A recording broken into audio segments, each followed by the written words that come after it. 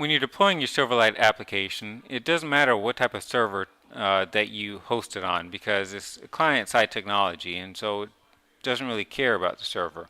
The only thing you need to do on the server side is to ensure that the proper MIME type is registered for ZAP files. And that MIME type is application slash x dash Silverlight.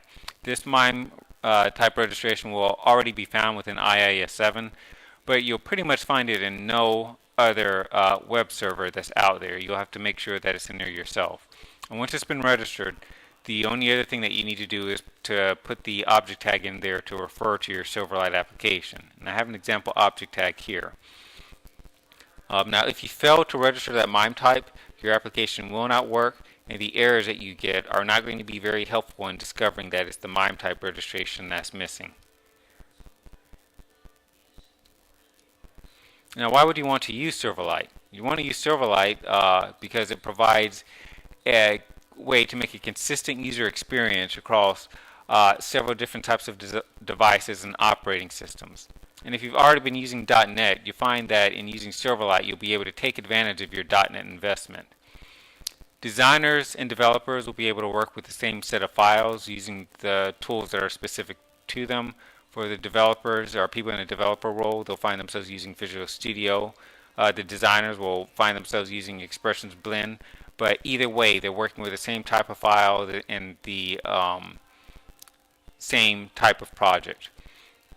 And also, the designers will still be able to use many of the graphics tools that they're already familiar with in order to produce content that will be used within a Silverlight project. Now, there's three entirely new concepts that you have to get used to with Silverlight. And those concepts are routed events, dependency properties, and attached properties. Assuming that you've never used WPF before, then you've never seen properties of these types before. Routed events all derive from the routed event class. And with routed events, they allow you to invoke handler that exists on several listeners all throughout an object tree. Now, that definition by itself doesn't make much sense.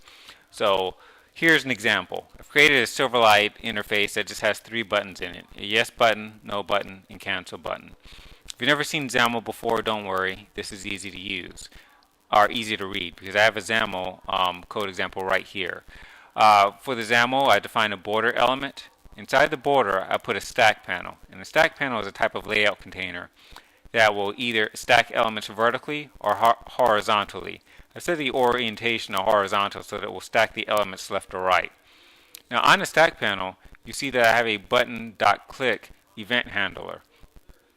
Within the stack panel, I have 3 buttons, but none of these buttons have an event handler on them. When these buttons are clicked, they'll produce that event, and there's no event handler at the button level, but since there's one up at the parent of the buttons, that one handler will catch the event from any one of those 3 buttons.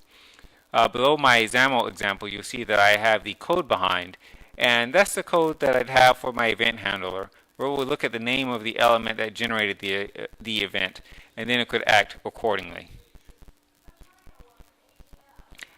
Attached properties are a type of global property that's settable on an object of any type within XAML. You'll most frequently see them being used to control layout. In this code example that I have, I've created a grid layout container. And grids, within a grid, you normally have to define the rows and columns that are within them, but I've left that part of the definition out for simplicity's sake. I have 2 buttons within my grid, and I've defined grid.row and grid.column. Now, from looking at this, you would think that these are actual properties of the button class, but they are not. However, they'll still be visible to the grid layout container when it's deciding where it's going to place these events. Or, I'm sorry, where it's placing these elements. Now, dependency properties, the third concept, these are not typical .NET properties. You'll find that they're the building block for data and animation. I'm sorry, for data binding and animation. And most of the properties exposed within Silverlight are going to be dependency properties. Dependency properties exist on dependency objects, and they can have default values specified as part of their metadata. Now, I'm not going to get into talking too much more about them here, but I will give you a little bit more details about those within a code example of mine.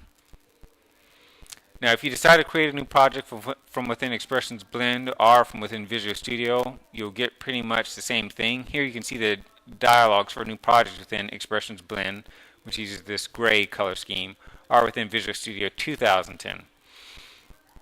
Either way, you end up with almost the same set of files. There's some slight differences in the XAML that's produced in a new project by Blend versus Visual Studio, but the differences are ever so slight, so you can ignore them. The one difference that does stand out is if you create a new project within Visual Studio, it will prompt you and ask you if you would like to also make a new ASP.NET project in which to host your Silverlight application.